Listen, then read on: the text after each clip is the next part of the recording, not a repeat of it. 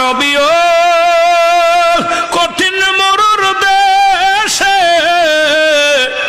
আইলা রাখালি আর বেশে মেসরাইতেন বনে জঙ্গলায়।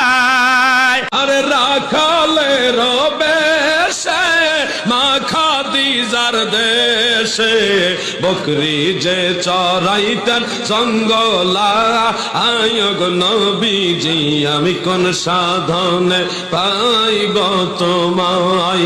রাখালিয়ার বেশি মা খাদিজার দেশে বকরি চরান বন জঙ্গলা। আই গো নবীজি কোন সাধনে পাইব তোমায়। ও নবী রাখালিয়ার বেশে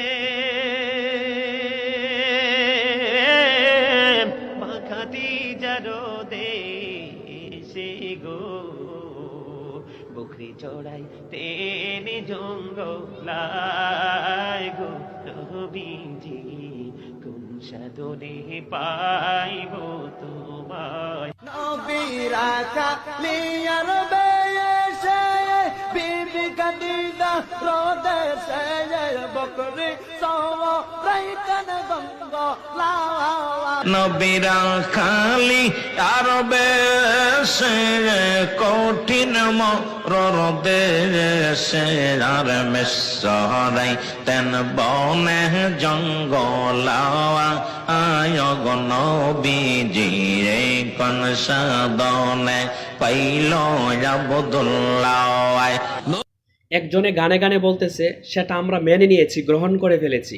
আরেকজনে সাহিত্যিকভাবে বলতেছে সেটা আমরা মেনে নিতে পারিনি। সেন্সিটিভ বিষয় হলো একজন বাটালিয়া সুরে গানের সুরে বলতেছে আমাদের কাছে প্রিয় মনে হয়েছে, আরেকজন সাহিত্যিকভাবে বলতেছে আমাদের কাছে সেটা মূর্খতা মনে হচ্ছে। এবার বুঝেন আমরা কত শিক্ষিত জাতি। আমরা যদি এতই শিক্ষিত হই তাহলে আমরা কেন রাসূলের সিরত পড়ি না, আমরা কেন রাসূলের জীবনী ওয়াকিয়া পড়ি না? তাহলেই তো আমরা সত্যটা পেয়ে যাই। আজকে আমরা অন্যর দিকে তাকায় থাকি, নিজে এলেম অনুসরণ করার চেষ্টা করি না। অথচ রাসূল সাল্লাল্লাহু আলাইহি সাল্লাম বলছেন তলাবুল ইলমি ফারিদাতুন আলা কুল্লি মুসলিম, দ্বীনে ইলম তলব করা প্রত্যেক মুসলমানদের জন্য ফরজ। এই জন্য প্রিয় ভাই, রাসূল সাল্লাল্লাহু আলাইহি সাল্লাম আল্লাহর হাবিব যা করেছেন সেগুলাই আমাদের জন্য সুন্নত।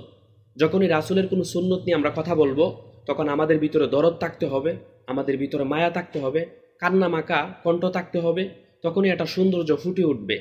আল্লাহ তাআলা আমাদের উভয়কেই বোঝার তৌফিক দান করুক, আমিন। আসসালামু আলাইকুম ওয়া রাহমাতুল্লাহ।